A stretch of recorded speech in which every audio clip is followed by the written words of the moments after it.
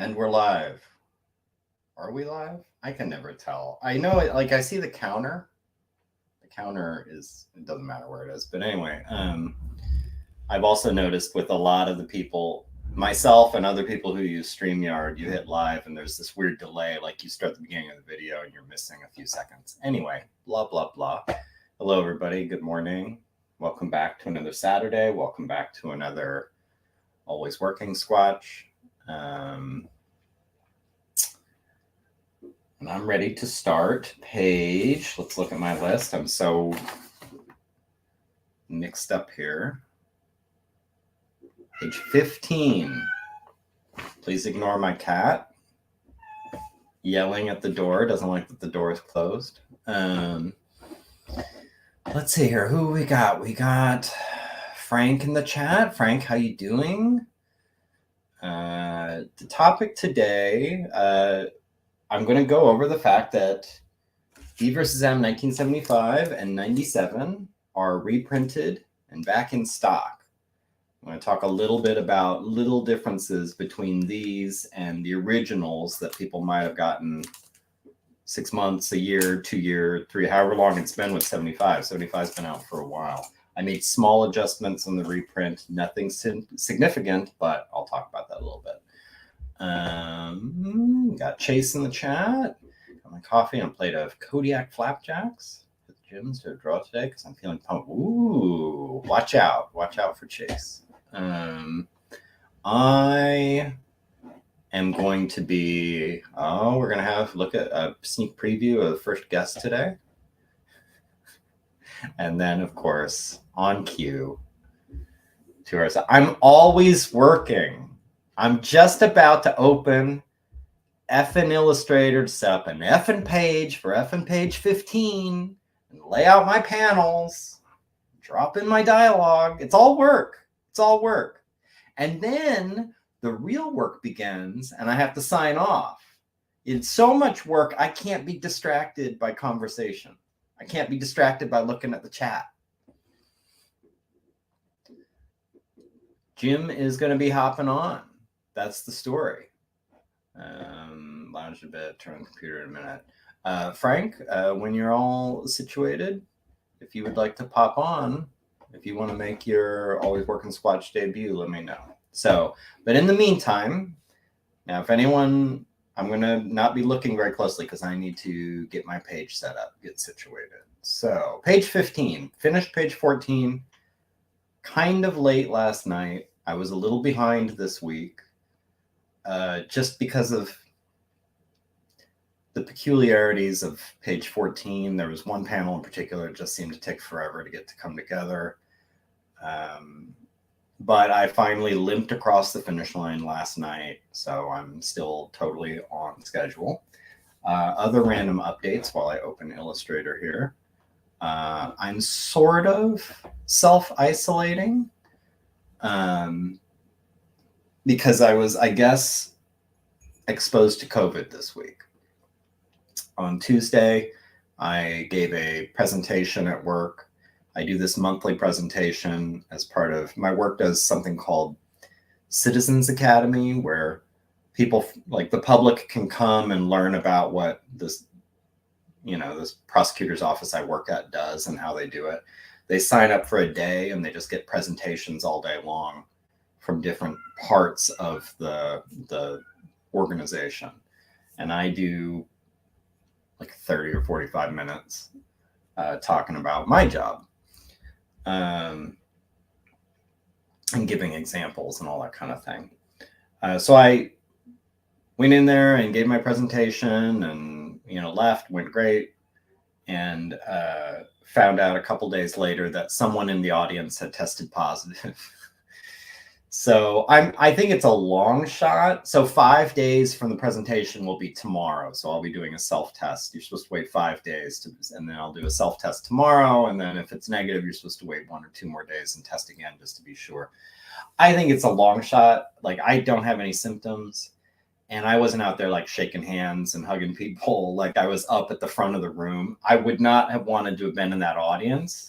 Like sitting all day next to someone with COVID, I feel like, yeah, for sure, that whole audience might test positive. But we'll see. I don't know. I'm hoping I dodged it somehow. But we'll see what happens. But anyway, what we got here? We got a Crimson Owl.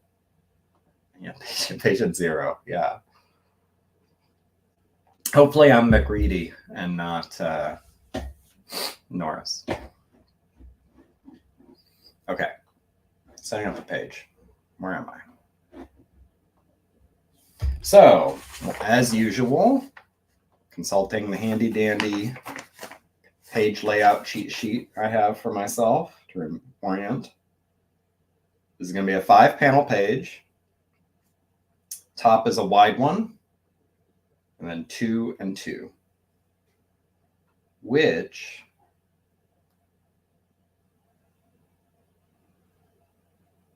I have not done yet, so I can't just steal a former page. But previous page 14 was the same thing, but like flipped. It was 2, 2, and then a long one.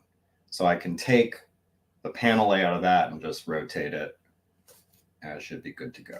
So why don't we do that? Just to expedite.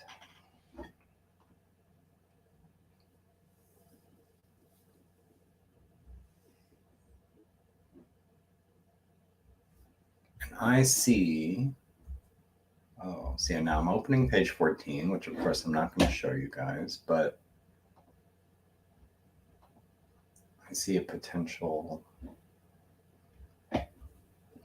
issue. Look at that.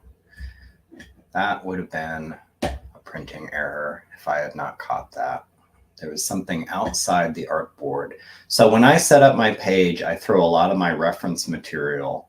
I work heavily from reference. Pictures of people, pictures of objects, pictures of whatever, like 70s stuff, like just all, and I put it all around my artboard to look at when I'm working. Unlike Photoshop, which hides anything off the artboard, which I don't know if there's a way to shut that off, but it's bullshit. Like I hate that.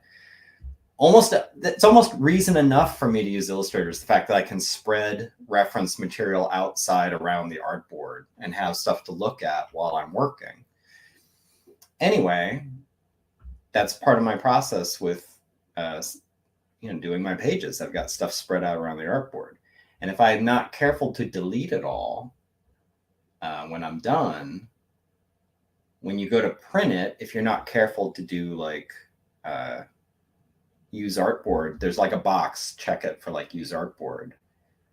Illustrator will print everything in existence that you've put into your file. So if you have your artboard that's like a comic page layout, and then you drop like something way out here, like a little thing out here that you're going to be looking at while you were working, and you forget to delete it, when you go to print it, you'll get this giant wide page of like your comic, and then this weird little thing out here that you had moved off your artboard. And I hadn't seen it until I was in Illustrator opening recent files, and I saw that like it was all janky, like all wide, where every other one is very neat and nice. Like this one had like this weird, all this negative space off to the right. So no, that's not right. That's not right at all. So I'm going to fix that before I do anything else.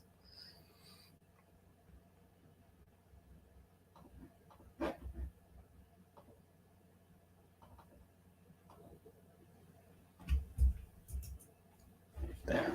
All right. Better.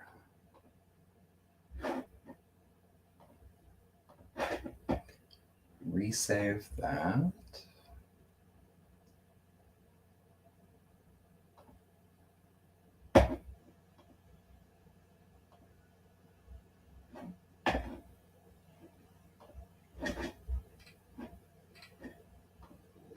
Let's see here. Chase, do you ever brainstorm various page layouts you can reuse often, like a no. I'm trying to remember all the way back to 75 if I might have done that. No, what I have is with the few exceptions of pages that are like full bleed with no panels at all, and there's just only a couple examples of that through DvsM. There is very much like a a designated area that panels can be. You know, the margins are always consistent, and the space between panels is always consistent. So when you look at like my blanks, I rarely use them because I usually just recycle a former page and just tweak it to make it work for whatever I'm doing this week. But I do have just total DvsM blank pages with nothing on them other than like an indicator line of like, this is where the panels have to be within, you know? So, but, and I think I've talked about this before, generally, like my standard kind of way of breaking up a page is 6 panels, 2, 2, 2, equal size, like squares, basically. I have done less than that. I've done small little panels here and there. And of course, I've done like full page things or 2-page spreads.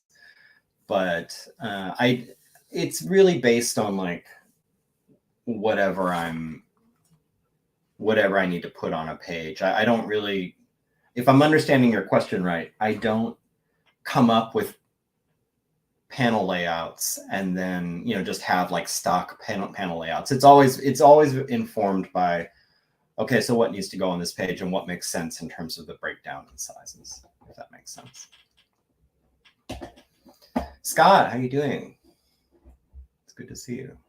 Okay, okay, so fixed that issue with page 14.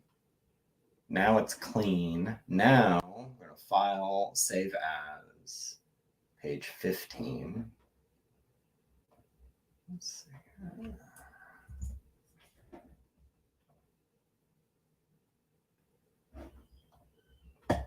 And now we're going to delete everything other than the panels.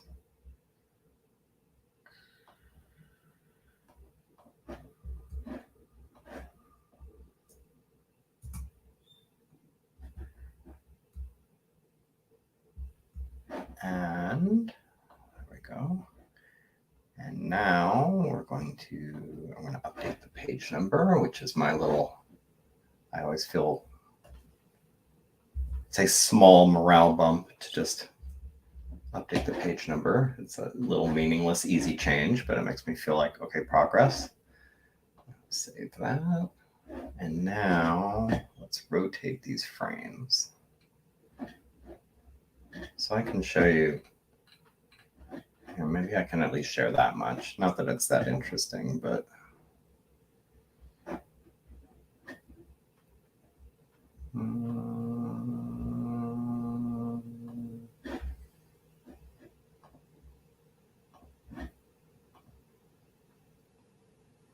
can you see that?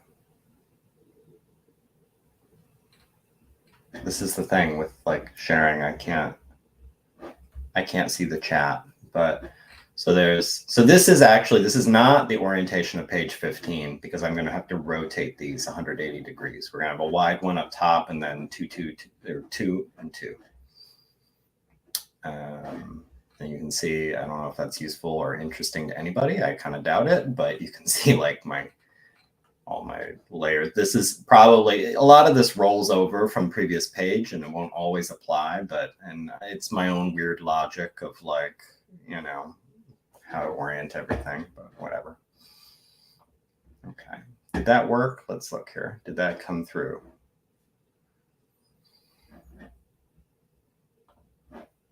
Been reading the Uber Alice edition of Lapin Stray Bullets recently in preparation for my book, so my brain is fixated on those satisfying 8-page layouts. I think when I was trying to figure out what DvsM was even going to look like with 75, of course, I tore through a lot of comics that I liked, and you know, you always like, well, how ambitious do you want to be with the panels and the layouts? And I just found that I really favored kind of keep it simple, stupid, you know. And I love Watchmen. Don't get me wrong. Watchmen is a brilliant, genius masterwork. But Watchmen, I think, is maybe a little too safe. It's very much like 333, you know, like, and for pages and pages and pages, like it doesn't deviate much. It's very straightforward, which I admire. I try to be a little more. I try to mix it up a little bit more. I every time I go more than like a page or two of just 222, like I feel I need a big pan. I need something to mix this up. And I definitely favor larger panels. So like where Watchmen is more of like a 9-panel page, my default is more of 6. Because DvsM, it's a lot of like facial expressions and quote unquote hand acting, and like that, you know, you're kind of like, it's very much a life drawing sort of thing, and like a portrait kind of thing, and you're getting into little details of dinosaurs, details of aliens, details of people, which I need to work bigger for that. There's also a lot of dialogue in DvsM, so I need room for that. Oh, I see. Oh, Jim Diesel is in. That's exciting. Let's see here. Let's see. I don't know if this is going to load. I'm seeing a screen. Well. Jim on the road, living his life a half a mile at a time. Can you hear me? I can hear you. Can you hear me? Tell me if you. I can hear you. I just want to say a couple things first. Okay. Well, you're going in and out a little bit, so I would ask you to say everything you're going to say twice, just to make sure we don't miss anything. Okay. How's this? Better? That seems better. Yeah. Can you hear me now? I can hear you now. Okay. I'm going to listen to you. I'm going to be hearing you while I continue to set up my page. So I just like to say, with Fast 10, you're going to get characters who are on a journey, living their stories. You're going to get action. You're going to get adventure. You're going to get not only a story, but you're going to get a family, and you're going to get family. Yeah. These characters are going to go on a journey together, and as an audience member. Yeah. As an audience member, you're going to go on that journey with these characters. Yeah. And you're going to find out who these characters are as they find out who they are themselves. And I just want to say that disregard the past 9 movies. Okay. All right. Fast 10, we're taking you on an adventure, and we're taking you somewhere you want to go. Yeah. And we're going to get there together. Would you say at this point in the series, you feel yourself like you're a part of that family? I live my life a quarter at a time, not a quarter mile, but just a quarter. Just a quarter, like 25%. I give 25% to everything I do. And I'm feeling like with Fast 10, not only are these characters going on an arc and a story and adventure, that you, as an audience member, are part of the family. And I think we're all going to get there together. Well, it sounds like it's going to be a powerful movie. It sounds like it's certainly going to win all the awards. I know I'm excited, and I think I speak for everyone else when I say they're all excited too. I think it's going to be. I think we're all going on this journey together. And I think these characters are telling a story, and part of that story is family. I don't think you guys are understanding. Family. I don't think you guys are understanding what I'm saying. I'm saying these characters are going on a story, adventure, action, family. Yeah. Fast 10. We really need to emphasize it's about family. It's about family and stories and adventure and characters and stories. And adventure. Fast 10. By the way, Fast 10 is also the really great name for a product that helps you with digestion or something. You know, like, I need to quickly, get it. quickly. You know, Like I if you haven't can't wait 24 hours. I You can't haven't wait gone to 24 hours for it to kick in. You know, it was fast 10. I haven't gone to the bathroom in 11 days. I really need to take a fast 10 right now. Yeah, I got a meeting. I'm uncomfortable. Does anyone have a fast 10 in their desk? No. Yes, so I think that's it. Hello, Gary. How you doing, buddy? Good. I was driving around. I was in a park. Okay, so I'm working. Speaking of Squatch, always working. Yeah. I'm working on Sugar Machine. I am going to finish the animation for Sugar Machine today. What? Today? Today's the day? Yeah. I'm going to finish the animation for it today. That's exciting. So all this morning I was working on it, and then I went to grab lunch, and I'm by myself right now. And I went to grab lunch, and I went to the park to eat lunch by myself, and there's like a little league game going on, and I'm thinking, this is probably the most creepiest thing I could ever probably do, is eat lunch staring at little kids Staring at the kids? Yeah. In my car, from my car. Of course. And then even better, if someone asks you, like, what are you doing, mister? Say, like, I'm just working on a cartoon. You know, I mean, that, like, sounds a little strange. It sounds odd. Yeah. So after lunch, I tried to connect from the park, and it wasn't working. So I drove around a little bit and found an area where I guess I'm getting signal, so I'm not going to move. And I don't care if these cars are honking at me. I'm going to stay stationary so we can have this involved discussion. But Fantastic. But did I mention that Fast 10 is about characters and about story? I thought it was about family. It's about family and stories, and these characters are going to take you on a journey. Is it a journey though? These characters are learning about themselves as you learn about them, and it's about family. So that's all I have to say about that. Well, that's fantastic. So let's talk about your little comic book thing, little funny book. I love that. If I still had a living grandparent, that's probably how they would ask about it. Tell us, Gary, come in here. Gary, come in here and tell us about your little comic book thing. Gary, come in here and tell Aunt Donna about your funny stories. Do you know Gary is doing a comic book thing? Gary, tell us all about it. It's about, listen to what it's about. Listen to it. It's got monsters in it, and he has space people in it, and how creative. I've always known he was a creative boy.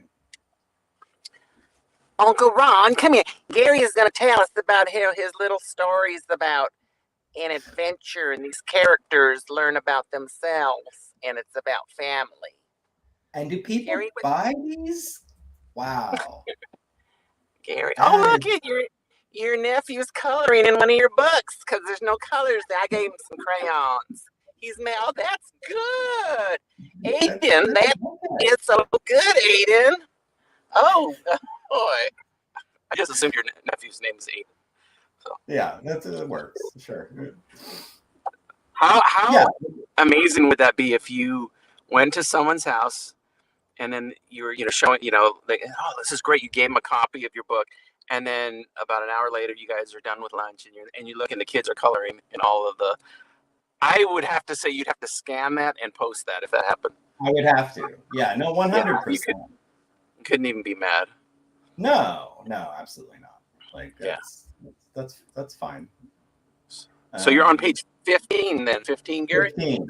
Starting 15 right now. I'm dropping in the dialogue. I've got my Excel dialogue document open and copying and pasting. By the way, Gary, this is not a seatbelt. This is part of my outfit. Oh, well, that's let me now look. Yeah, it's kind of it's a look. Sort of like Michael Jackson militia-ish. It's sort of I was just gonna say that Michael Jackson, circa 2002. history tour. Yeah. You know, Captain EO. They don't care about us. What was what Captain he had EO? a thing? Yeah. Okay. We're gonna let 2 more guests in. Cue the music. I really need some If one of them's Frank has a restraining order against me. So am I violating the restraining order if he comes on? I've wondered the same thing because oh no, he's flexing. Oh no. No restraining orders can hold me. I'm already regretting. It's Frank Diesel. Frank, you should change your name to Frank. Everybody should be a Diesel today. Frank Diesel. Yeah. And then, I did play Vin Diesel in a church skit once because I had a similar jacket. So yeah, it works. You guys have a similar hairstyle, for sure. Yes. And he has goggles in the Chronicles. Oh yes, the Riddick. So, yes. Yeah, there you go. Oh, it's Scott Diesel. Scott Diesel. I don't have goggles or muscles, so we have all the Diesel in today. This is the Diesel stream. It's the family stream. Is plural Diesel Decide? It's hard to say. If there's a lot of Vin Diesels, if you have more than 7 Vin Diesels, do you have a Decide? Is that what it is? I mean, especially, it always comes back to family. So how is everyone doing? So Jim, you're going to finish the animation today. That's crazy. So when are we seeing a trailer? Yeah. I told myself next Friday from the beginning because my plan was to release this, to release it for patrons and certain friends on the 30, on the last, does May have 30 days or 31? That's a good question. I've never been able to keep that straight my entire life. Obviously, that would be 1. Oh, even nice. I got an extra day. Okay, let's say the 31st. Oh. So anyways, like to release it on Patreon, and then I'll do the trailer like next Friday, and then for the rest of the world, I'll release it in sometime in June. But I'm gonna be done with the animation today, and I'm gonna just kind of tweak everything for a few days. I've been building this as I go too.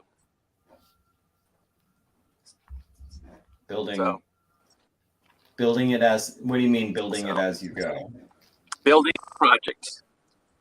Building it chronologically. Like I did all of the art to begin with. This is unusual for me. Yeah, I did all of the art. So I have all the art done. Then I went and recorded the voices and some of the music. And then I started building the film. And I should say this. I started animating the film chronologically as I go. So like scene 1 was the first thing you did. And as I was animating it, I was also kind of tweaking it a little bit, like editing it. So I wouldn't have to go back and do that much. But what I'm finding is like when I go back now and I go, oh, this scene could be shorter or this thing could be longer. Like I'm still tweaking it. So it's interesting. Even I've made well over 15,000 films, I think, and you still learn every time. You learn. You never stop. You have made somewhere around that number. That's where I would have ballparked it. Yeah. You know which one was my favorite one though? 10. Because that was about family. Yeah. And it was about characters and story. We went on a journey together, that one. It really did. So I'm riffing, by the way, on Vin Diesel. They played a large interview with him on Howard Stern. He wasn't on Howard Stern. Howard Stern played the clip of the interview where Vin Diesel was talking about Fast and Furious. Super serious. Like really seriously. Way more serious than it ever should be. And like the characters, like, well, kind of like scratch the adventure and all the cars and stuff. This is about characters that you care about and that are on a journey to get them. Like, okay, all right, yeah.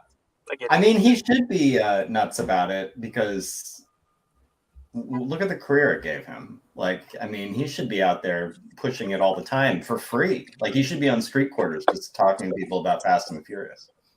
So you guys are probably real. Go ahead, Scott. Mm-hmm.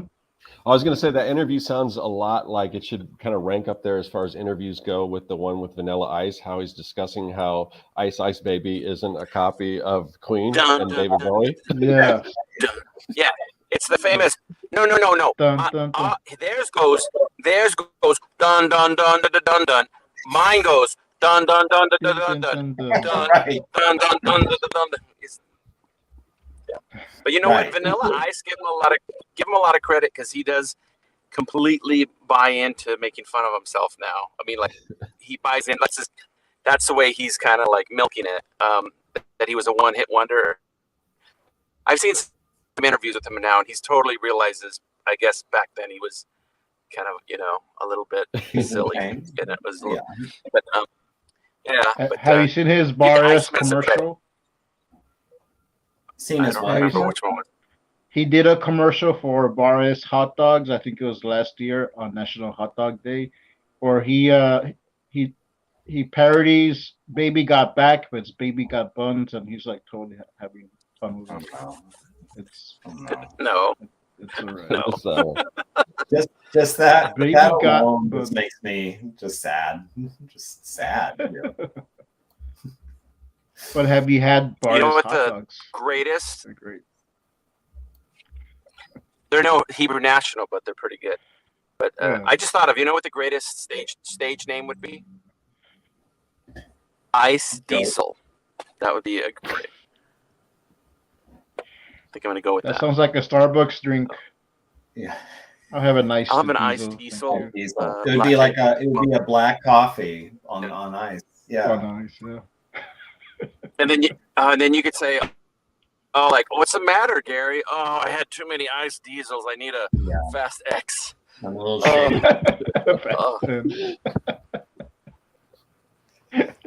Or Fast 10. Is X 10? That's the same thing, right? X is 10, yeah. That sounds better. That sounds more like that. Are they calling it Fast X? That sounds like Roman numerals. Right, I don't know much about the Fast and Furious movies, but I think they use I don't think they use Roman numerals. Yeah. The only time that Fast and Furious uses Roman numerals is within the chapter breaks when it's like that old English writing. It says chapter 2, the reckoning.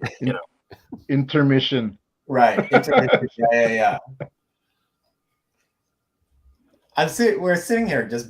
I've not seen one of them. Has anyone seen a Fast and the Furious? I think I saw the first one. Okay. And that was it for me. From what I understand, they got better towards somewhere. I don't know, but I might have to watch one. I'm sure it's fun, but I don't know. It's probably fun. I've seen them up to where I think Paul Walker died, and after that, I lost interest. Yeah. Is Jim Diesel still with us? He looks frozen. He looks frozen. He's deep in thought. Yeah, contemplating. Corey has seen. Should I get a iced diesel today? I think we just look at that. Look at that handsome man. Oh darn it! Oh, are you? You're so vain, Gary. I know. Look at that guy. You probably think this stream is about you, don't you? So yeah. I want to show off my shirt. Oh, what do you got there? It's the cover for the comic. It's the 3 mini comics combined, and Anna did the cover. Very good. So it's a shirt available on my Teespring. Let's see. So now, just for the viewers at home, I am dropping in my reference stuff. I've got my dialogue in.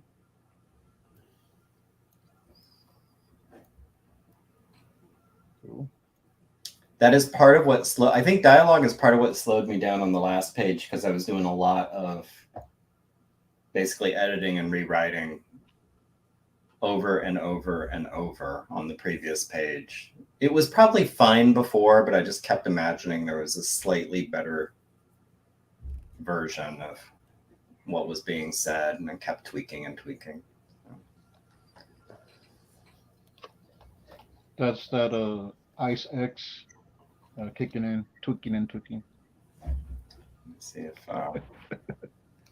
Jim still has not returned. I'm assuming he got arrested at that park. I'm just sketching and looking at. I'm just sketching. I'm just drawing the boys, guys. It's fine. What page are you on, Gary? You may have mentioned 15. I'm starting page 15. Nice.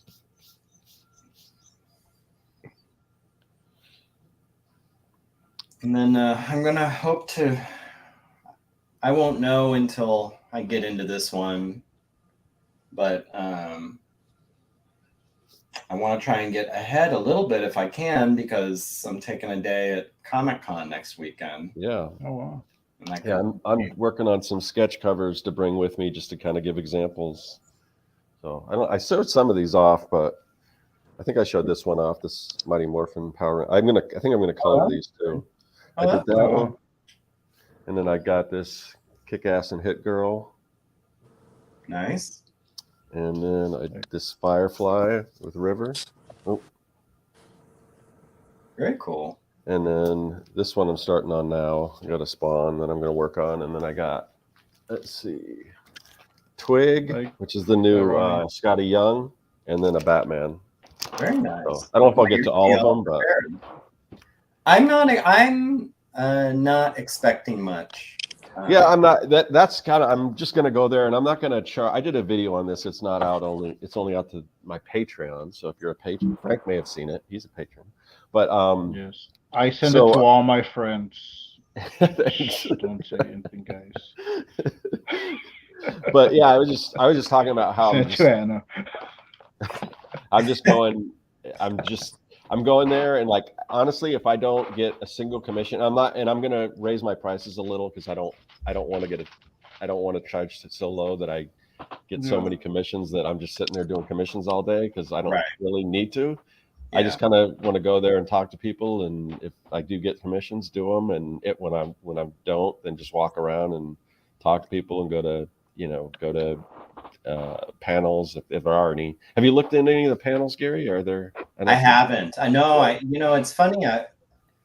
It's like I still haven't adjusted to the idea that I'm even going to be there. Yeah, because I've never really got a chance to do that, and at least after I started exhibiting myself, I never had a chance to do any of that stuff and just enjoy the show. So I'll have to be honest, especially, well, first of all, we'll see. I don't know if you saw the beginning. Like I got to test myself for COVID tomorrow. So I just went and got my booster because I knew. Yeah.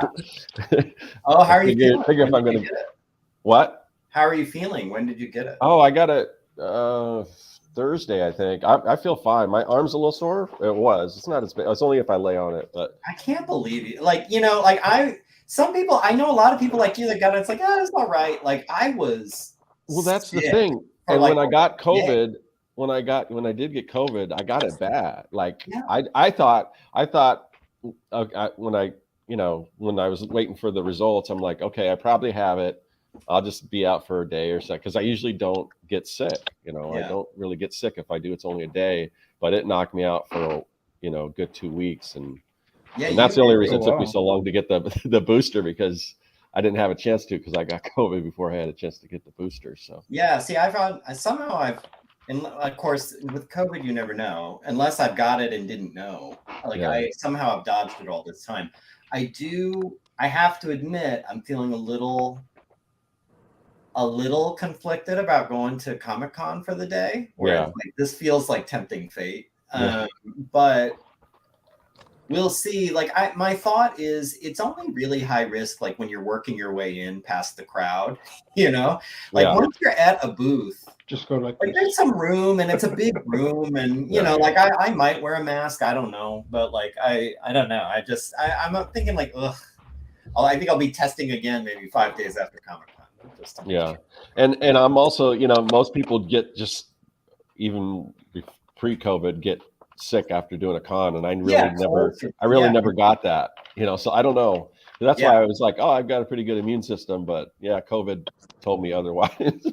And I think now at least, I always brought, even before all the COVID stuff, I would bring Purell and everything and kind of be conscious of the fact that I'm shaking hands and talking to people. But now I think no one will like begrudge you for not shaking hands. You Right, know? yeah. So like without that and sitting back behind the table, like I said, like it's probably okay, but we'll see. Just go like this. Yeah, I'll just. What does that help? Is that the? I think it's just like, hey, how are you? Rather than Or shake like, hands. Security. Yeah, you just like, hey, what's up? It's just a, I see. I don't know if I can might be a local thing with other gang members. Yeah, I don't know if that's not really like that's not Gary, really my look, I guess. Gary, just do the cholo nod. Just be like that. Yeah, that's what that is. Oh, that's a good one. This is a step up of the cholo nod. That by the way, why don't world leaders do that when they see each other? Why don't they, the two presidents together and they go, oh. See, hey Putin, hey Biden.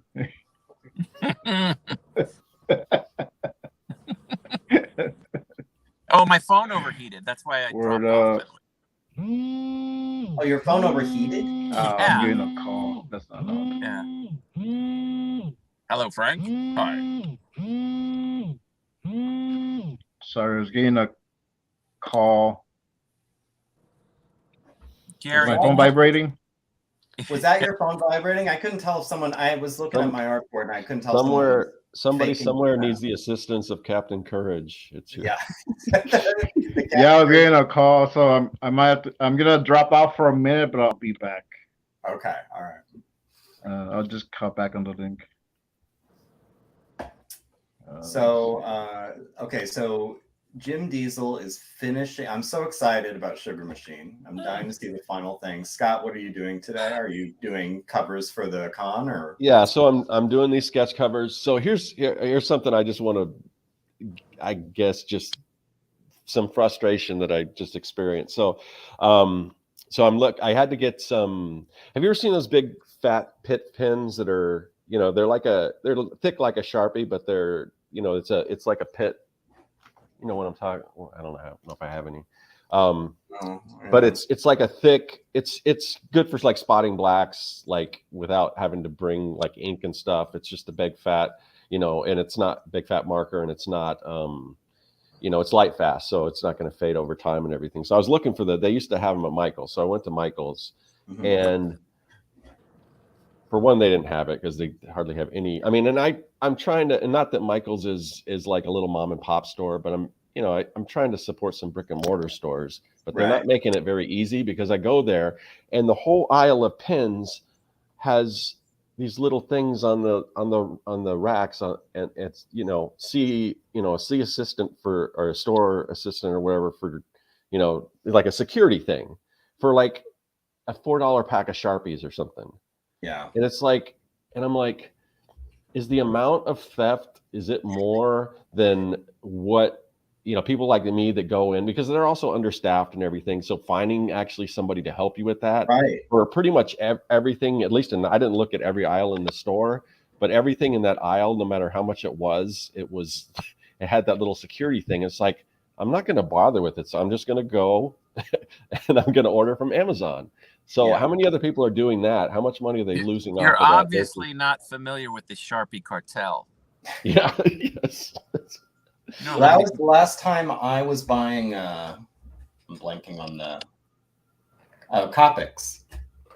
Copics, I guess I can understand because they're so expensive and they're small and they are loose. But it was honestly just inconvenient enough where now I go to a different art store where they don't have them all locked up. Yeah. Because it's just too much of a pain in the ass. Yeah. And it's got to suck for the people that work there too. Everything that's on the shelf, they have to get somebody. Yeah. I always feel bad asking. Like they've created the situation, but at the same time, I know it's like, it's not their call. Like I'm sure they would rather. Right. Oh yeah. But it isn't, because you always feel like you're pulling them away from something, which you probably are. But it's like, hey, I need, and I always feel, because with Copics, they're so expensive. It's usually like 2 markers I want. Like just to add, like there's specific colors I want. Yeah, I switched over to Uhuhu and like Eric Henson, who I've done a lot of shows and stuff with. He's awesome at marker renderings, and I got him to get a hoo-hoo, and he's like, I'm never buying Copics again, because Really? I mean, they're so good. I mean, maybe they're not quite. I mean, there's a little, there's somewhat of maybe a small discrepancy between Copics and a hoo-hoo, but they're so cheap. Did you do a comparison video? Like, yeah, I did a comparison. I can't. Yeah, I remember that, and I think I wrote it down like, oh, I got to look into that, and I just haven't bought markers since. Yeah. And in that video, I think one of the only downside I said was that they don't sell individual markers, which I found out that they actually do now. So I was like, yeah. I mean, there's probably, I mean, Copic has a bigger color range, so you might have to fill in some blanks if there's certain particular colors. They're so nice, and it's one of those things. Like if I ever hit the lottery, like the things I would want are so modest. I think I would want like I would want to be able to change the litter box every day by like throwing it out entirely. Just like that would be like my crazy rich person thing. It's like, I'm not cleaning this shit ever again. I'm just throwing it out and putting a brand new one every day for the cat.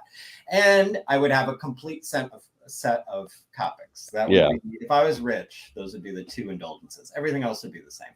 Maybe 2 dryer sheets in each wash rather than 1. Maybe I would like. Yeah, cheap I am. I cut them in half. I cut dryer sheets in half. Yeah, see, so that would be the splurge. It's like if you won the lottery, you would have so many quarters for the laundromat. You would never ever run out. Never. I'd be able to wash everything separately, not worry about. I could do blues and reds, like separate colors. It would be exciting. You could use the big machine. I could, depending on the winning, but yeah. So I have a little trivia fact here. Did you know that Jim Lujan and Scott Serkland had breakfast at once in their lives? Yes. Together. I knew that. Together. Yeah. Yes. Yeah, and now you waited so long to get out here. It's too hot. Actually, it's not as hot as it could be right now, but it's getting there. Yeah, today wasn't. I looked at the high today, and it's like 97 or something. Yeah. It's not. I have Tucson DNA in my blood. So okay. I think I'll be okay. Well, you said your phone overheated, so it's probably not too cool where you're at. To be fair, my phone was made by a 10-year-old in Beijing. So yeah. They have smog in their DNA, but not the heat from Tucson. Heat. Yeah. Yes, by the way. So I have family members that went to China in 2010, and they went to several cities and big cities, and they said it was literally like when you have a foggy day where you can't see 100 feet in front of you. It was like that with smog. They would shut the cities down because of like smog alerts. But it's always smoggy in these certain cities. They just like it was really, really, really bad, like as far as that goes. And then on the other hand, the countryside was like the most beautiful countryside they've ever seen. So it's so what I'm saying is, if you're gonna buy an iPhone from a 10-year-old that's made it, just buy Copic markers. I think it all ties in together. Where are Copics made? Copics probably Japan, I think. I think they're Japanese. Oh yeah, you're right. Aren't they Egyptian? Copic? I would think. You went pretty narrow there. I don't really have. If you'd have talked to me in the early 2000s, I would have had a lot more information and understanding of human artwork supplies. But as the years have gone on, I've gone more and more digital. And now I'm just ruined. I'm part of the Corey Kerr problem now. Yeah. So, the robots. I do feel out of the loop with traditional. I think the only reason I'm a little up on Copics is there have been just a couple times in the past few years where I had to do something traditionally in color, and that was just my go-to. But like if I had to go and buy pencils now, I wouldn't know if there was a better or worse brand or. I love the feel of it. I love the act of drawing. I still completely love drawing on paper, but I hated the scanning. I just, it's like you do stuff, then you have to photograph it and scan it and get it get that all set up. That's what I like about digital.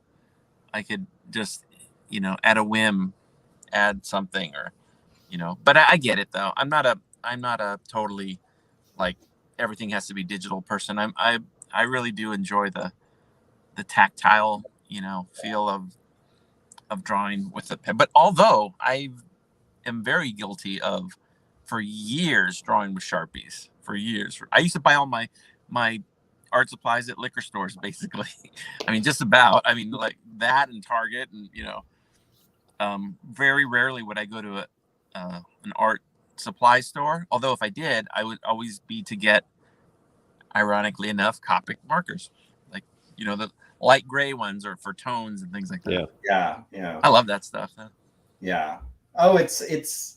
I still, even though I don't need traditional as much, going to an art store, I get into a shopping spree mode. Like I get so excited about just stupid, like looking at pencils, looking at erasers, looking at paper, looking at, Yeah, All they right. used to.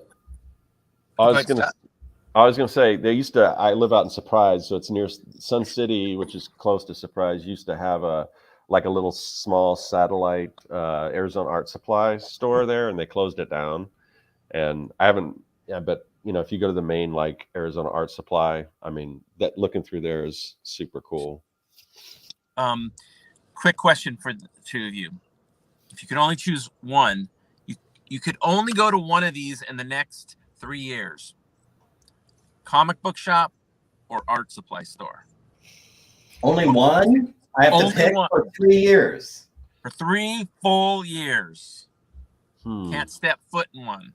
Even an art section in Target, you can't go there. Seeing that I probably haven't been to an actual like art supply store in probably a couple years, and I've been to a comic store pretty much every week. I'd have to say comic store. But comic stores vary so much between them, I mean, so I don't know. I'd have to say comic store, I think.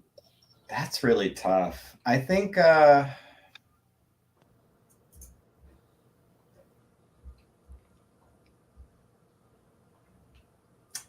would have to say art store. The idea of not going to an art store for 3 years actually would really bum me out. So I like both. That's tough because one of my favorite little routines is in fact, I've been kind of itching to do it soon. There's a little comic book shop down near ASU, Ash Avenue Comics, and there's a really good coffee shop next to it. And one of my favorite routines is to go and get some hipster coffee and then go into the comic book store and just browse and buy stuff I wasn't even looking for, so it's a kind of an enjoyable little routine for me. And so it's hard to say like, no comic book shop, but art stores, that's like an easy serotonin hit for me, just to go into an art shop and just like smelling needable erasers is like such a big boost for me, where it's like, I think I couldn't give that up. Didn't you get thrown out of an art store for that? Like you're banned from? Not yet. They threatened, but they've never followed through. Frank, if you could only go to one for the next 3 years, comic book shop or art supply store? Huh. Could I still buy art supplies, just not at the art supply store? Let's talk to the jury. Jury, what do you think? I say yes. Yeah, they're talking more experience, like physical experience. So you could still buy it. Okay. And you can still buy comics online too. Yeah, I would probably go for, just because I don't go to the art supply store that often, I'll probably just stick with the comic book shop. So 2 out of 3 professional artists say comic book shop. Very good. Very good. Also comic artists. So I think that makes a big difference. Can I share with you my experience, my worst experience at a comic book shop? Please. Okay, there was a strip mall near my house. I mean, just the most rinky-dink strip mall you could ever think of. And one day I was driving by and I looked down and I said, does that say comic books? And they opened this is probably 10 years ago. They opened a comic book shop there. And I was like, oh, that's cool. And I just, so I said, one day I'm going to just check it out, So one day I just stopped, pulled in, and I go check it out. And I walk in there, and for one, it's super, super narrow. Like it's a real dark, narrow, and there's boxes piled up to the ceiling on both sides. Total fire hazard. And there's not like a lot of posters or cool artwork. It's just boxes and comic books and magazines thrown everywhere. And you're walking like this through the hall, and it's hot in there and dark, kind of dark. The lighting is terrible. And I walk in there. Was this a porn shop? Just about. And I walk in there and I just hear, not that I know. Can I help you? Well, Can I help you? And I look over and there's a guy behind, like tucked in all these magazines in it, and he's eating a rotisserie chicken.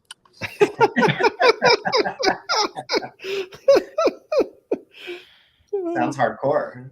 And that's Comics how I met chicken. And that's how I met Gary Hodges. Yeah, there I was, enjoying my chicken. No, that but needs to be a scene from one of your animations. The way you describe that. My life is a Jim Lupin cartoon. So, yeah. There's a shop down here in Mesa. I don't know if it's still there. I've never gone into it, but it's called Greg's Comics, and it's at the end of a strip mall. And it's this totally like the most inexpensive basic sign you can picture could be up on like it's just Greg's Comics, like in like no particular font, just that's it. And I always imagined I love to go into a comic book shop, but something about the look of it from the outside, I thought there were very good odds you would go in there and it would just be Greg and his comics. And maybe it's not a shop. Maybe it's not a shop. It might not even be a shop. It might just be Greg, be like just this dude sitting behind a folding conference table with like all his long boxes. Be like, hey, want to look at my books? And I was afraid I'd get sucked into a conversation with Greg, so I just never went in there.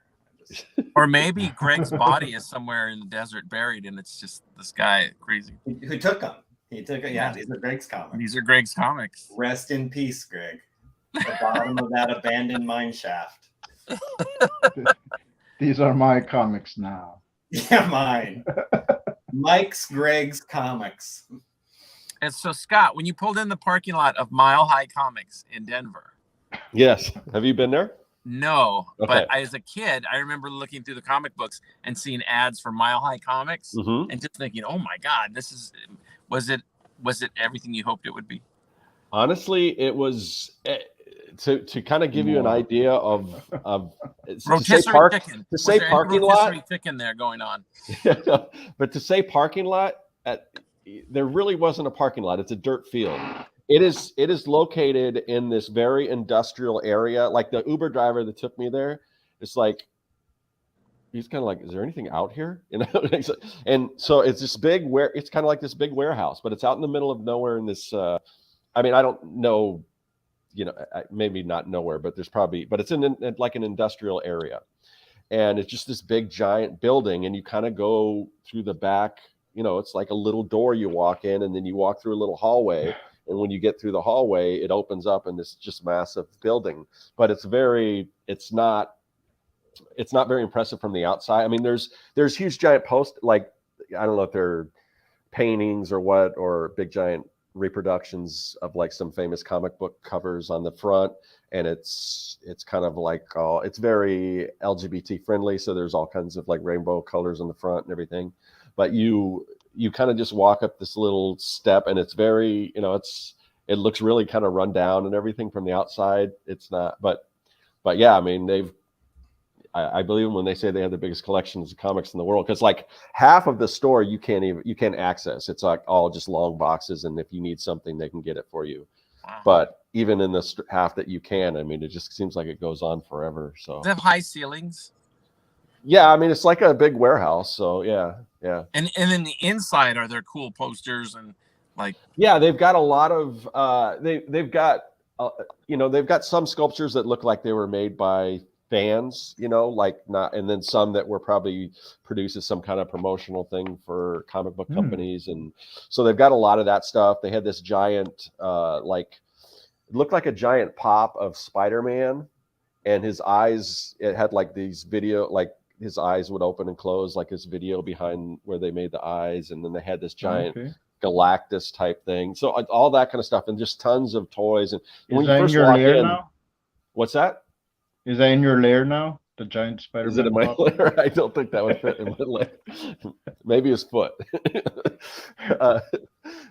But no, so you walk in, and of course, right up front, they've got a glass case of like Fantastic Four #1. It's some of the really cool ones. Just looking at them, and so that was really cool. But they just it's I mean, it's a lot of what you would see at if you go to a convention of some of the vendors selling stuff, but it's just more of it. Have you ever heard out of state of a thing called Frank and Sons? No. Me and my sons. Oh yeah, Frank. There you go. There's a place out here called Look, I Frank have and Sons, sons. and it's a big warehouse, and it's filled with not just comic books. I mean, there's like toys and all kinds of stuff like that, and anime. But it's a warehouse size thing. It's almost like a Comic-Con every weekend. It's called Frank and Sons, and Stan Lee used to actually go appear there. But it sounds a little bit. I mean, Mile High Comics is comic books. That's kind of cool, But and this just to show you what I know. I mean, I thought it was called Mile High because they have so many comics. I didn't realize that Colorado is the mile, or is it Denver the Mile High City, or is it Colorado the Mile High State? Either one. Denver. I didn't realize. Denver. Sorry. I thought it was called that because they have a dispensary inside of it. But yeah.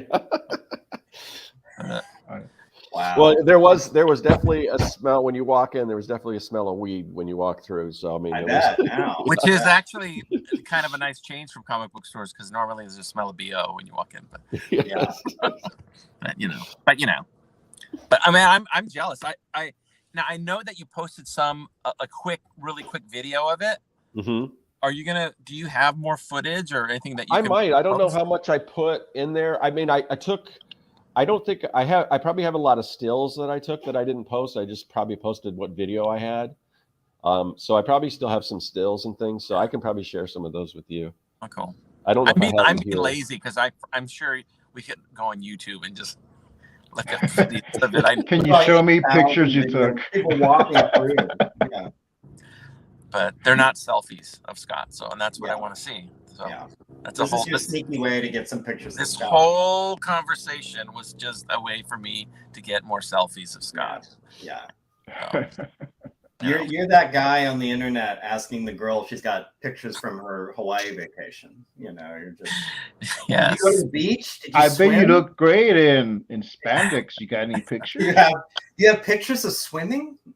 I'm the guy that parks parks by himself in his car at a Little League game. So, literally. Should I tell the Harry Potter story now in honor of that? God, yes. Gary, tell the story, and that's going to be my exit to Q. But I want to hear this is, ladies and gentlemen, don't build greatest story ever. Well, the second greatest. That to someone. What are you doing? Second greatest, but it's so. This story fills my heart with joy. And now I give you Gary Hodges. Well, it's not nearly as good as he just built up, but it's a true story. Okay, so early in my post-college career, I looked a lot like Harry Potter. Coincidentally, right when the movie started landing, I had sort of round glasses. I didn't have any facial hair yet. I did not have a mark on my forehead, but looked a lot like Harry Potter, to the point where all the time it was. I wouldn't say it was irritating. It was just I was kind of tired of hearing it. People were saying you should work kids' birthday parties or something. You look so much like. Hey, has anyone ever told you look like that Harry Potter kid? All the time. Okay. So also not great when he was 13 and I was 27 or something like that. But anyway, so I was living in this apartment, this little 1-bedroom apartment, my first place after college. And the mailboxes were right near the pool, the complex pool. So I would get home from work and I'd walk to the mailboxes, and there were always people swimming out there, and I'd get my mail and walk to my apartment. One day I had done this. I was sitting in my apartment and there's a knock on the door, and I open it, and it's these 3 little girls. Okay, little girls. Like the oldest one is maybe 6. I'm not good at evaluating kids' ages, but young. And like the little one. Tell it to the judge. I couldn't tell. I couldn't tell how old they were. No, it's not that kind of story, I promise. But the youngest one was like really young.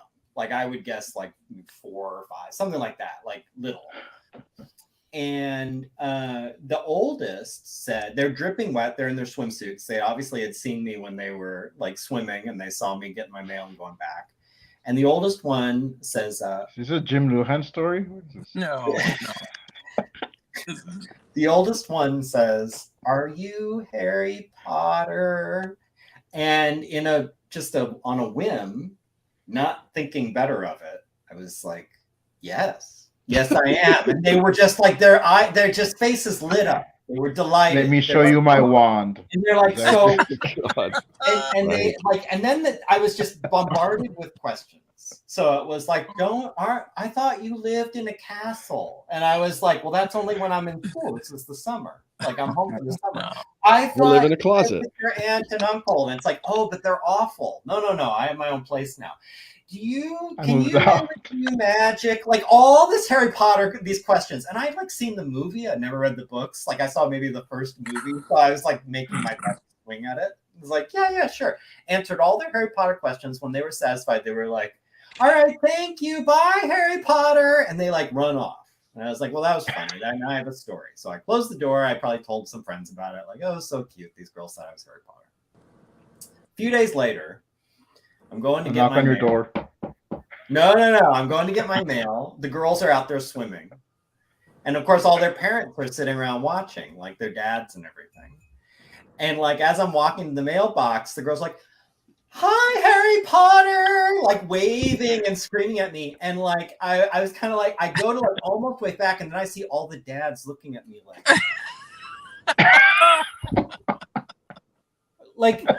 who the fuck? As you're unlocking your apartment. As is that guy.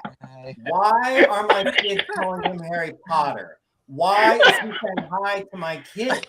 Like I immediately realized like, oh no. Like, this is bad. This is bad. Never spoke to them again. Sometimes it'd be knocks on the door. I would not answer. Like, I was just like, oh, shit. Like, that, no. Harry home. Yeah. Harry Potter, are you in there? I'm in the closet. My uncle's visiting.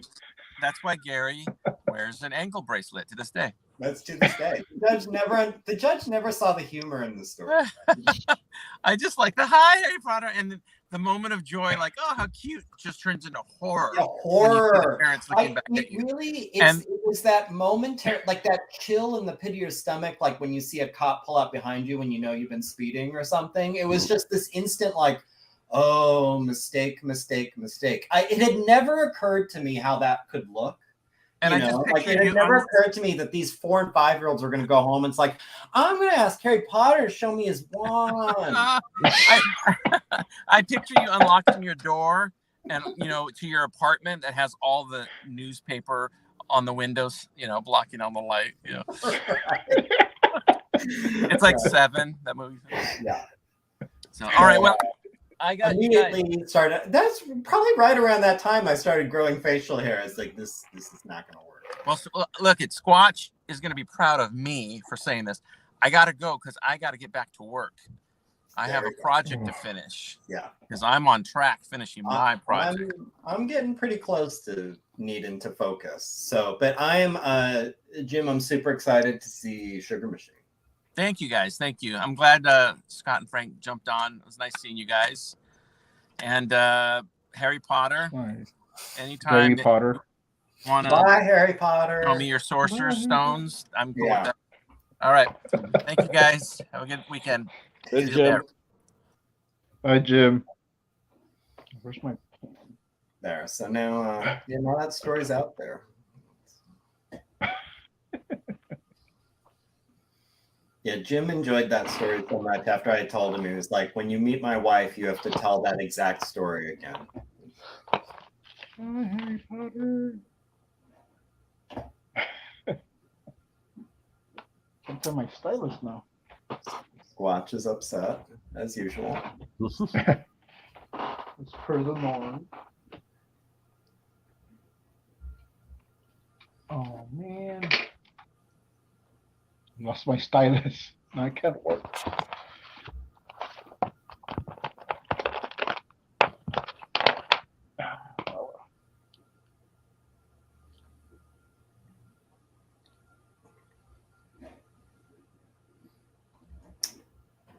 Trying to figure. I'm looking at references, trying to figure out what Spawn's costume looks like, because I know he's got all these chains and things like that, and I don't think I can find any that.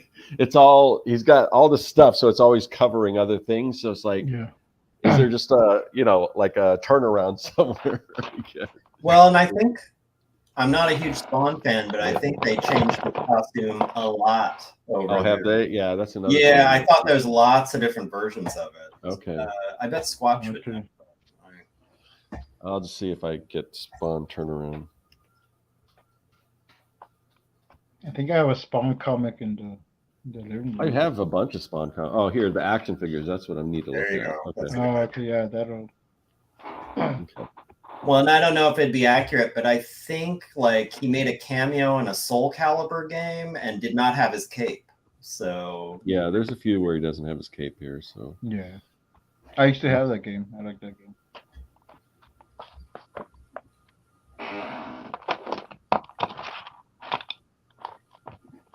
that's good. Okay. So do you pre-make the covers and take them, or do you do commission? Well, yeah, I'm just kind of doing those as like an example to show like what you get for your money type of thing. And then, I'm sure I can, if I either I can sell them there, or I can probably sell them to my comic book store. They may want them. And then I'll just, if somebody has a sketch cover or something they want to bring, then I can do that as well. Should just draw Captain Goggles on the covers one day, just like, who's that? I asked for Wolverine. This is better, kid. Yeah. Kid, everybody likes Wolverine. Captain Goggles over Wolverine.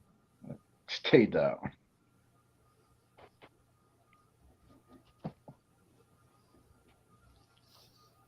Oh, there's my stylus.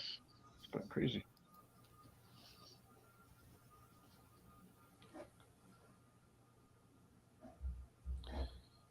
"14 alternate versions of Spawn." Wow. Looks like there's a Western Spawn and a,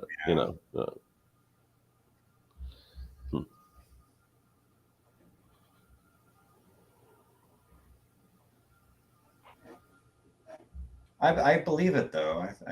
It seems like there were a bunch. Yeah, I remember. Well, I remember there was a medieval Spawn, so it stands to reason that whatever other time periods there's probably a Spawn from that too.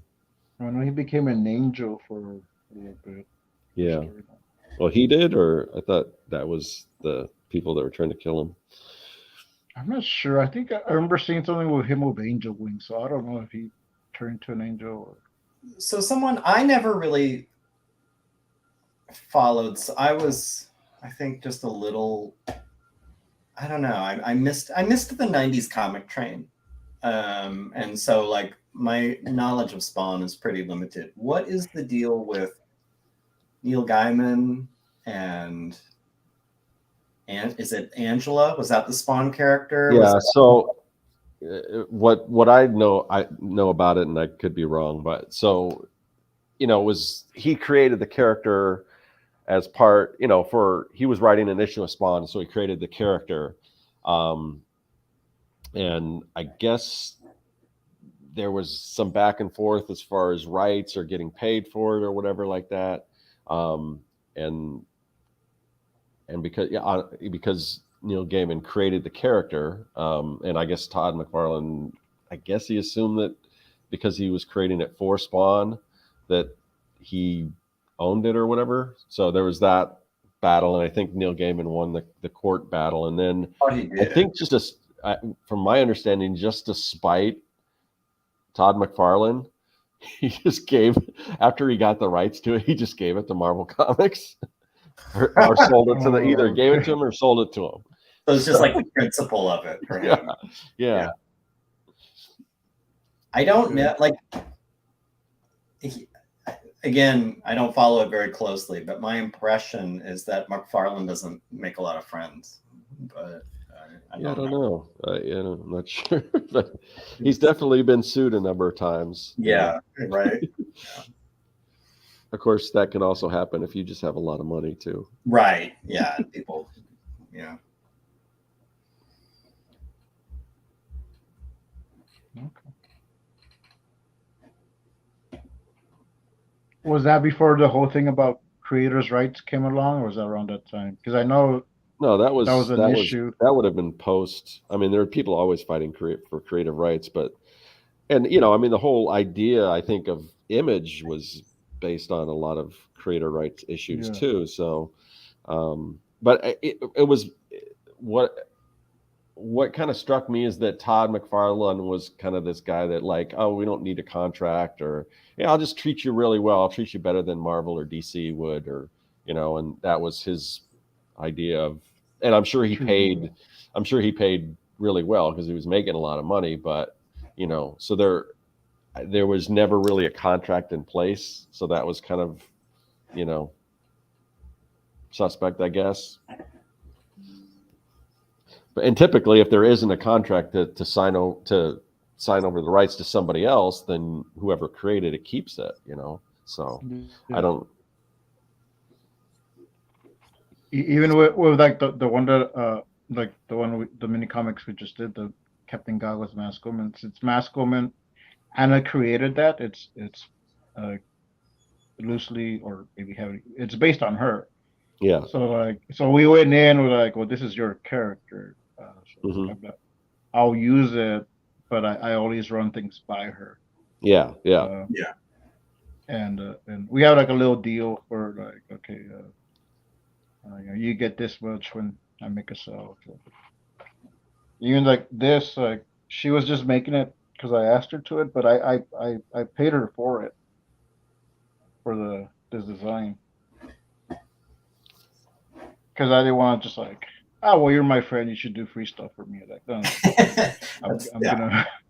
I'm finding this costume is a little problematic because so on one of his legs, on like his calf, he has this like, I don't know, bracelet type thing with a bunch it's like a big boot thing. Yeah. And then so I've got him leaning down, and it's like technically the way he's leaning down, the spikes would just be poking into his leg, you know, his thigh.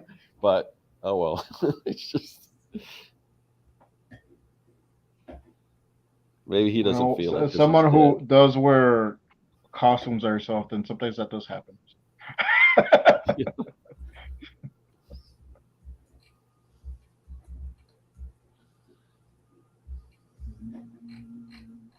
Let's see.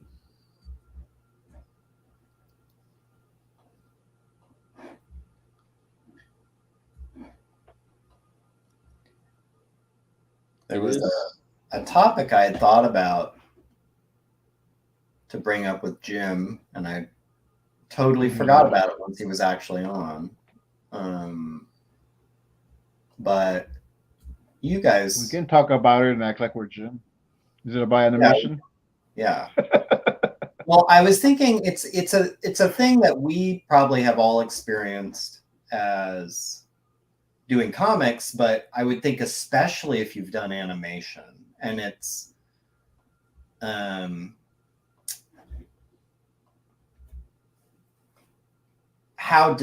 so you write a script,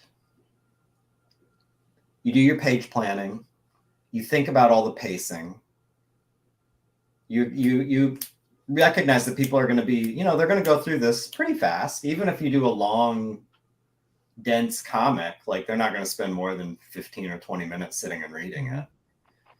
But then you go to drawing mode, and you might spend like, you know, a week, like in my case, a week drawing one page. And your perception of the pacing and time gets like so drawn out, like you're working like panel by panel, very slow, and it just comes off as so weird. And Like you're not experiencing it the same way a reader will. And how I figure with an animator, that's got to be even worse because you're probably spending days on like a few seconds, you know, and it just, I wonder if, I was curious if Jim or Corey or anyone who's been doing animation have ever had an experience where you just feel like this is too slow. This is too slow. Like this is taking way too long when, you know, it's going to be fine when you finish. It's going to play out just right. But it's so weird that you're like stuck in these seconds and maybe minutes for so long. Now, have you guys ever been working on a page and just feeling like this seems like it's taking a long time given like how quickly somebody's going to read it? Or I don't know. Oh yeah. Well, yeah. I try not to think about how quickly people read comics because that just right. Yeah, and I've cut down like stuff because like it doesn't need to go on that long, but you know, but yeah, like they just kind of like briefly go through it, especially the mini comics. So. Yeah.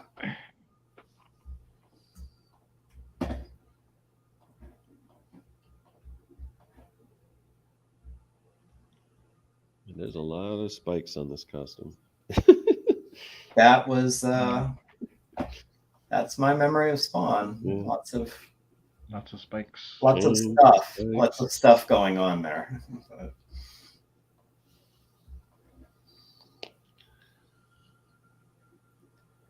It's funny, I bet if I sat and thought about it, even though I don't know offhand, I could come up with the year Spawn hit, because I just remember friends, I think it was in high school, really like wrapped up in it. Like from the word go, from like issue 1, they were really excited about Spawn. Yeah, I mean, I was collecting Spawn. I think I have like issue 1 through 50 or something like that, but I couldn't tell you what, you know, recently is going on with the character or anything. Is there a new Spawn? That's how out of Oh yeah, it's this one that I've got right here. It's 329 up here, issue 329. Wow. And apparently this is some 30th anniversary of Image. So 30 years since Image Comics launched. Wow. That doesn't make you feel old. I guess, yeah, that's wow. Well, yeah, it was making me feel old when we were doing the thing at Crimson Owl. Yeah. That came out in 82. And it's a 40-year-old movie. Like that's jeez, yeah. Oh wow. I'm just a couple of years older than that movie. It's really, really odd. I missed that stream and to go back and watch it, but I saw there were a lot of good people on there. Yeah, it was a good crowd. It was fun. And Ronnie has a little server for like his horror stuff, but he doesn't get a lot of traction.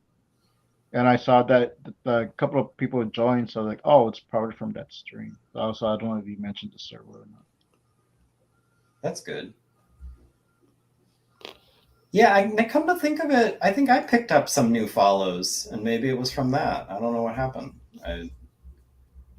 It's like, usually I can figure out how someone got to me if I look at their Instagram profile. Like it's some mutual friend or something that. Yeah. But the past few, I wasn't sure where they came from. Oh, that's cool. Oh, speaking of mutual friends, the guy from DvsM Comics, he was on the Artcasters, I think Brandon. He reached out to me, so I'm planning on having him on the show, but I want to read Gallows Man first, and he sent me a digital copy. Oh, cool. So I'm going through it. It's just been hectic because I'm just trying to get my own comic. Yeah, I backed the Kickstarter, so I haven't done that yet, but I want to look at it. So yeah, I want to have him on this coming week. I just didn't want to be. So what's your comic about? Because I didn't bother reading. Right. Yeah.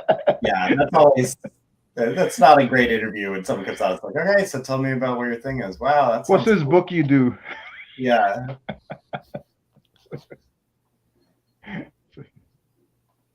It's always good to be somewhat familiar with with people's work or whatever. Like, so in sort of preparation for the thing video, I was just watching some other content on the thing and everything, and there was this one.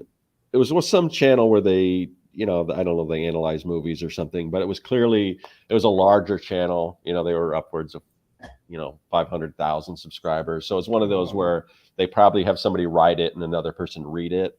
Yeah. And it had a lot of kind of interesting facts and stuff, but the person that was reading it obviously never saw the movie because they kept pronouncing McCready's name as McReady the whole time. And McReady and like you did not see this movie. Yeah, it was like, yeah. So it was, yeah. That's embarrassing. That's, yeah.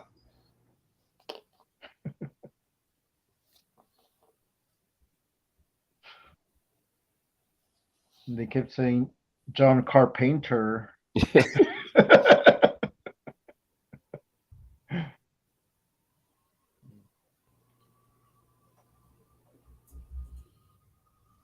And now I am just fine-tuning where my dialogue bubbles are. Oh yeah, that's something I have trouble with, like planning out. Oh, this is where my dialogue's gonna go. So, that's why just since I've been doing this, I've transitioned to making it like the first thing I do when I do a page layout is paste all my dialogue in and start to try and figure out where it's going to be, just to save myself the trouble of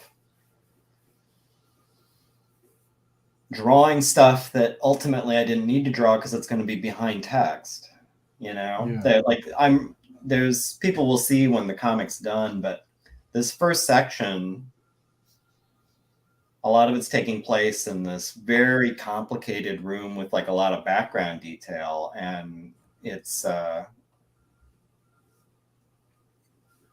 kind of what's I think been running out the clock each week for me, is like just getting all this room figured out for every panel. And it really saves me a lot of time if I know like, oh, well, there's going to be a big dialogue blurb here, so I don't have to draw like the potted plant or the curtain or the, whatever's behind them, like right there, because I know this thing will be blocking it. But the first few pages, I wasn't doing that. I was drawing it all and then dropping in dialogue and figuring it out and realizing like I spent, an hour drawing something that you can't even see now. So now I'm doing dialogue first.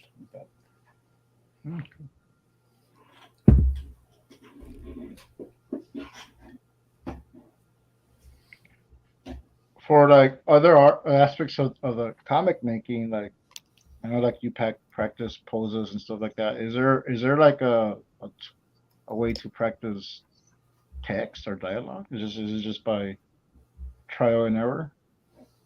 Because like I'm doing like backgrounds. It's just random backgrounds, so I'm practicing that. But I don't know if I'll be like, well, I want to plan. You're talking about practicing lettering? I guess lettering, yeah. Yeah, I've got this product just be called lettering. The Comic Lettering Masterclass. I think you might even have it. So is there a link? I think I know that, but I was wondering like if people just like, I'm just gonna sit down and practice. This is where I want bubbles, or this is where I yeah, but I mean, honestly, that's got letters in it that you just just trace over it till you get comfortable with it and everything like that. So yeah, that's kind of how I learn. I mean, I learned to letter and how to. It's to the point where like my handwriting is basically a form. It's akin to comic lettering, just because that's.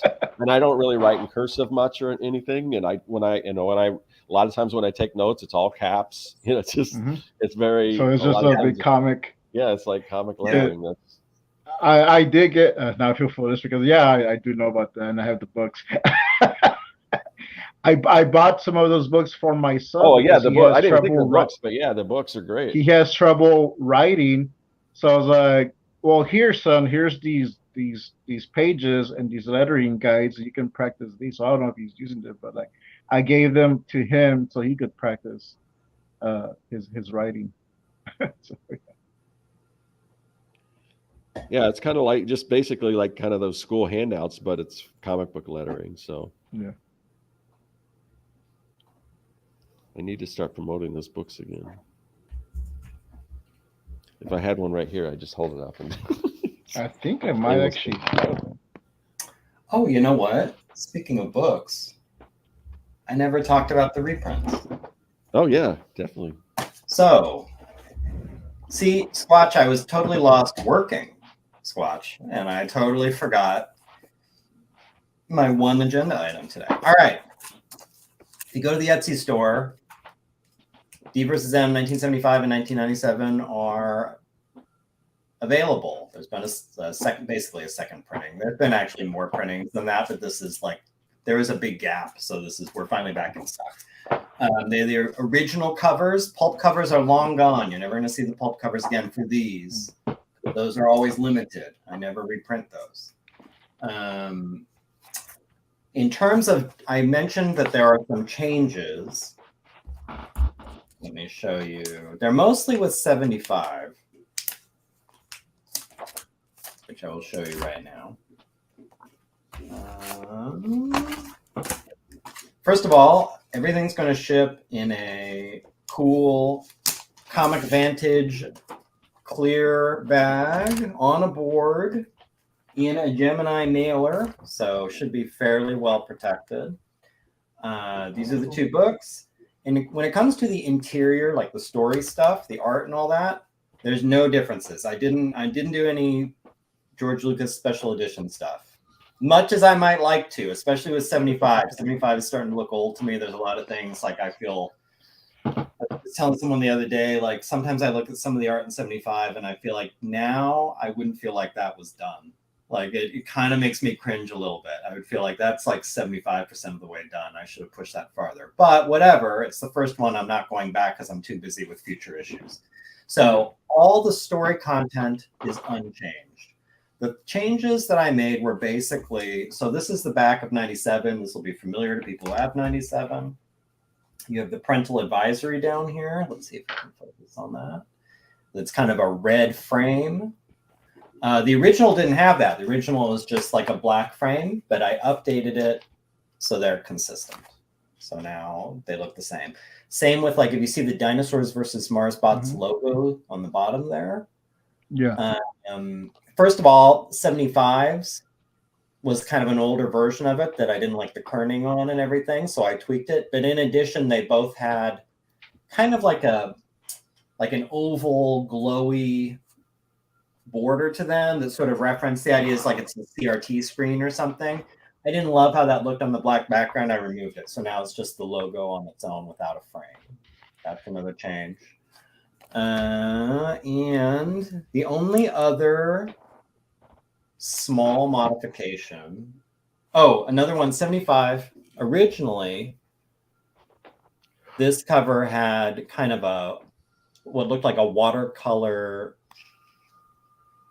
tan wash on the bottom that sort of suggested the desert floor for this house in Wilcox. I removed that. I've decided that the styling for the DvsM A covers are black, white, and red and nothing else. So it will only be black, white, and red. I didn't like that this one deviated, and I knew it was never going to deviate again. There's no reason for it to deviate, so I removed that. So now it's just black, white, red. And then finally, I did add on the credit page, let me find it, in 75, just a little coded message. There'll be different distinct coded messages on every title page in the DvsMs. So that's it. Those are the only changes. Otherwise, exactly the same. I'm really happy with the print quality. I do it through, as people know, Comics Wellspring. They do a fantastic job. Highly recommend them if you're looking for a printer for your books. I will be already gotten some orders. I'm going to be making my first trip to the post office Monday or Tuesday this coming week. I will be bringing some supply to Phoenix Fan Fusion next Saturday, week from today. I don't know how many I'll sell. Like I could sell 2. I could sell out. I have no idea. Like this is it was like a last minute thing. I didn't know I was going to the convention. I'm not in the listing. I'm going to be sitting at someone else's table. It will just be people who don't even know I'm there and come to talk to the guys I'll be sitting with and see me and decide they want to buy something. Like those, I'm just going to be getting like foot traffic sales, which is total die roll. I could sell, like I said, I could sell 2. I could sell out. I don't know. But if you've been missing out on DvsM, if you want like clean, fresh, spit polished copies, just to be safe, I would say try to get your order in before Saturday next week. In the event that somehow I do sell out, and then I don't know, as you saw from the last time, I don't know when I'll reprint again. Could be a while. Yeah. You got to come up with the money, and I got other things to spend money on. So we'll see. But anyway, I probably won't sell out, though. I bet I'll still have some after. But just in case, if you're really anxious about it, I would say order some in these next few days. Okay, there we go. That's my pitch. I think the Etsy link is in the description if you want to go grab some copies. Now that I've gotten that out of the way, do you guys want to pitch anything? Sure. Scott, do you want to go? You can go, Frank. All right. Well, I got a little update on the comic on Captain Gau's Masculine. So it's already been formatted. So I think by next week I'll know more, and I might even have some copies soon. I ordered 100 copies, and I already bought the bags and boards for them, so I'm prepared. And that's it's the story in the mini comics. The first 2 issues that you can still get those on Etsy, and there's also a little side story. That side story I'm going to turn into a separate issue later on, but I might go with a different printer, more of a print on demand. But yeah, I'm excited for this book, and I did do the 3rd part of that, and that's not on Etsy yet, but it's in this one. So if you just want to read the whole thing once it comes out, this is more or less how it's gonna look. I had this turned into a notebook, so you can also get this journal on my store. But this is a cover, and it'll be around this size. And I got a little barcode there, so you can scan it. Very cool. Oh, but QR, yeah, so what happens to the QR code? Yeah, it's a QR code. Yeah, it goes to my link tree. Okay. For the Tropical Comics, it's right here on the little box there. Cool. So yeah. So if you want to get the mini comics, I have like 11 sets left, and when the comic comes out, I'll put those up on Etsy as well.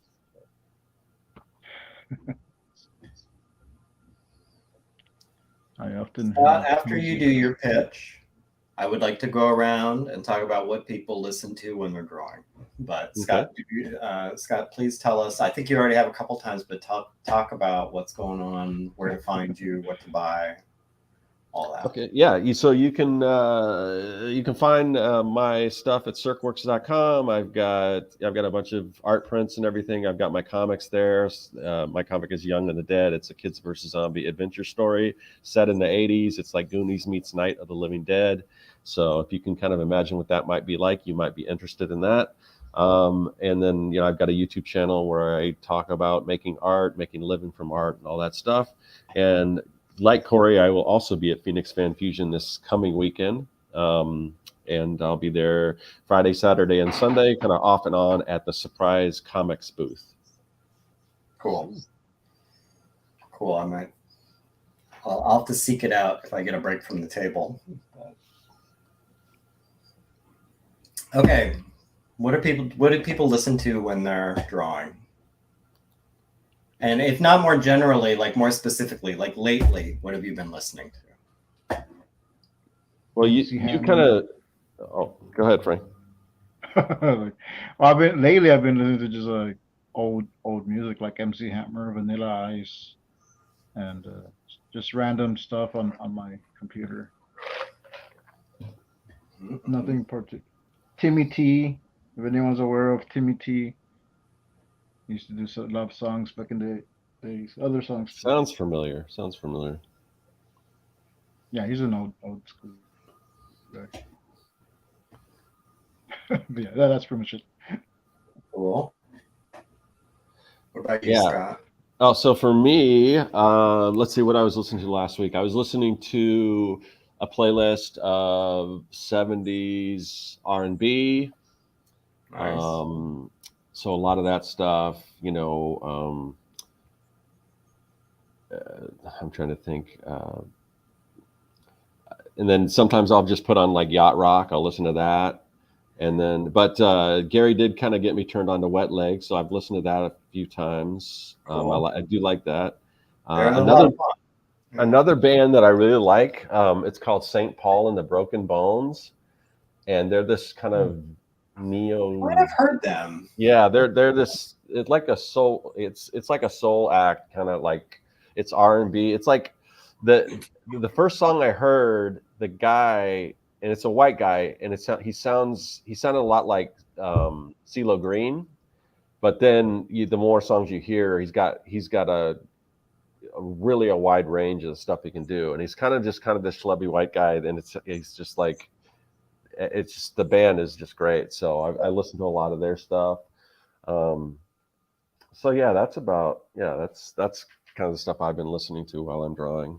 And then of course I'll listen to a lot of YouTube videos and stuff while I'm watching. But as far as music, that's what I've been listening to. Cool. I have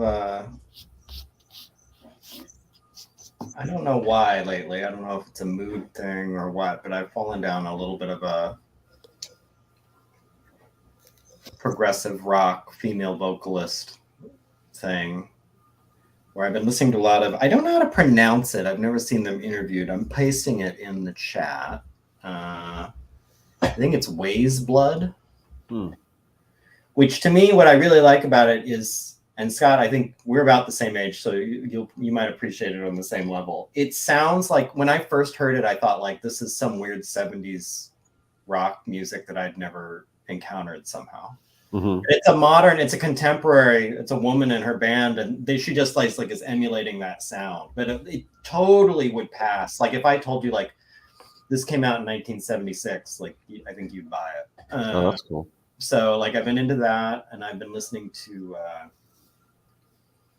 Another Sky, which is another kind of like, it feels like it's in the same family. I don't know. I've just been, but Wet Leg, still love Wet Leg, but I listened to them 1 million times. So I finally purged it from my system. I'm ready to move on to other things. Yeah, what I was surprised though, I don't have Spotify. At least I don't have a subscription. I have another service that I've had for a while, and their album's not on there. So I couldn't listen to their album, but I also have YouTube Music because I get YouTube Premium. So I did find it on there. So they're on there. Yeah, their videos are a lot of fun too. Oh yeah. I've watched their videos. They're great. Yeah. All right, guys. Well, I think I am ready to start basically doing my digital pencils, which is the time I usually log off so I can concentrate. So I appreciate you all coming by. Sure. I'm always, it's nice every week to see like somebody turns up, and it turns into a nice conversation / diversion, even though I'm still working, Squatch. I'm still working the whole time, getting stuff done.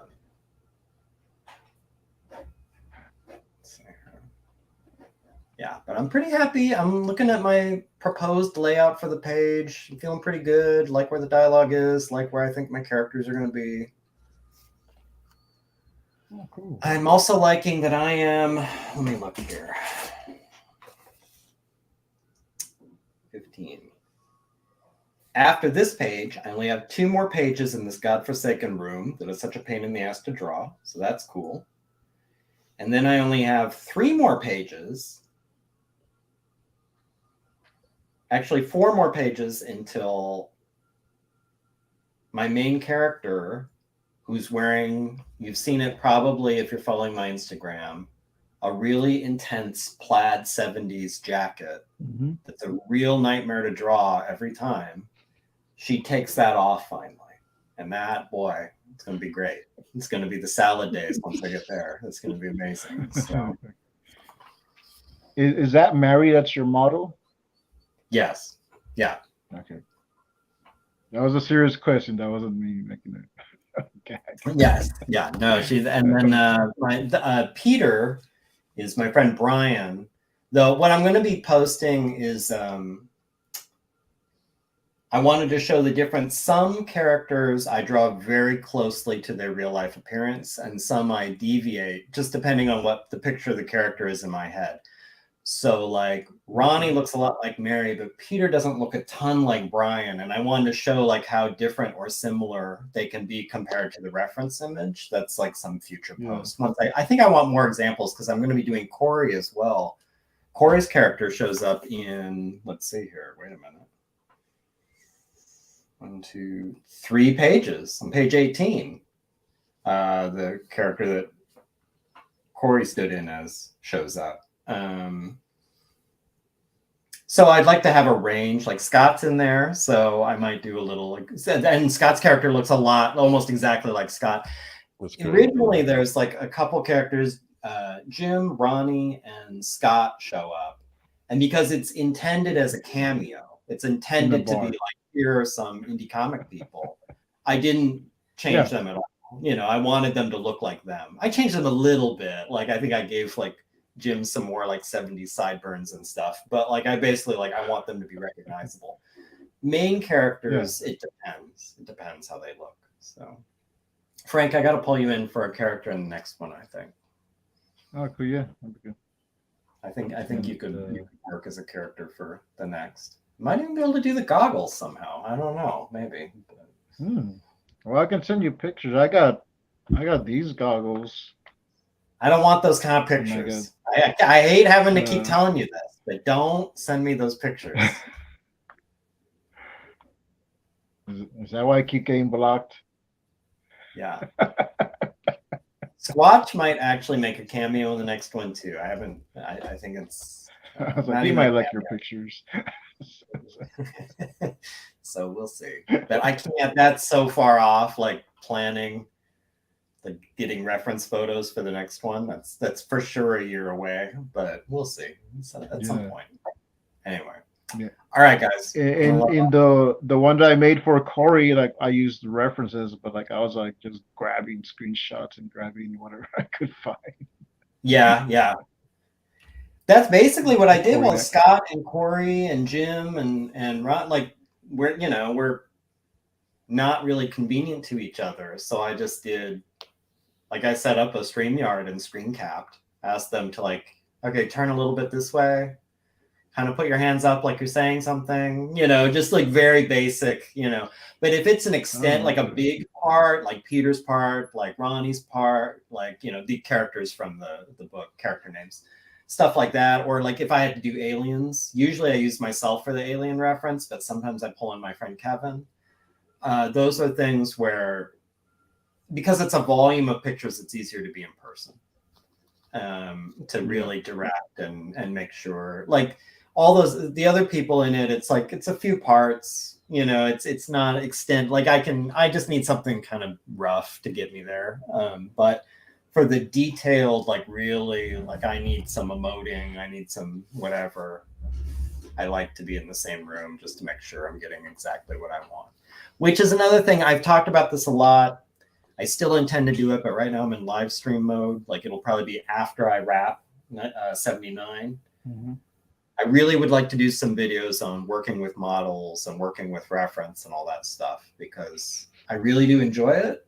I think it adds a lot to the process, and it adds a lot to the final product. I think, like I like, especially if you're like me and you're trying to get something more naturalistic in your characters.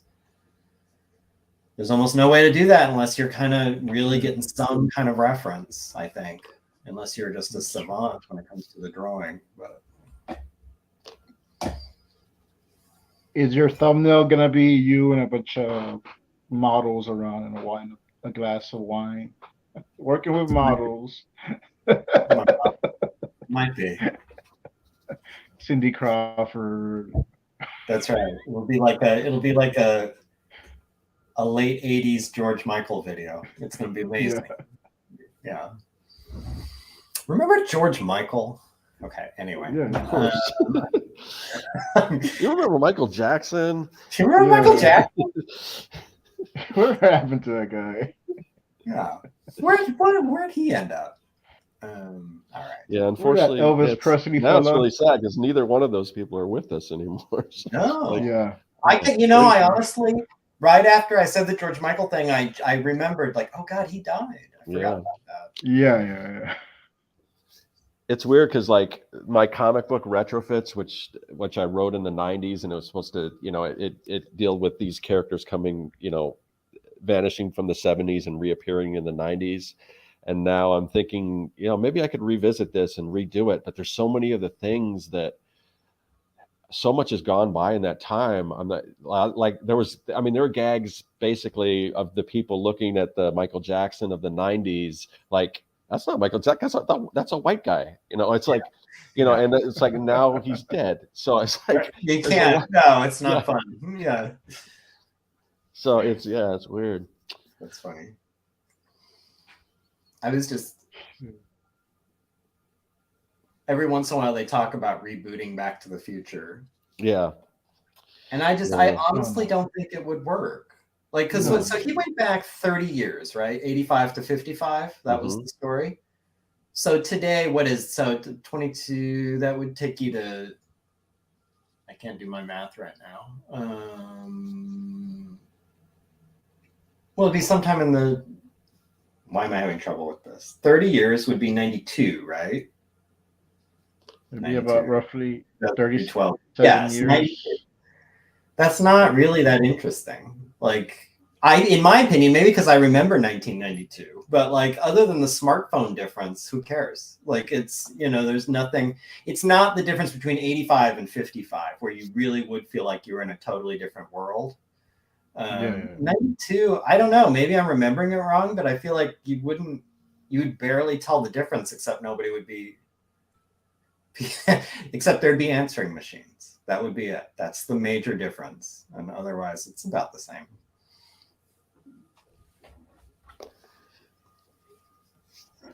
Yeah, that's a tough one.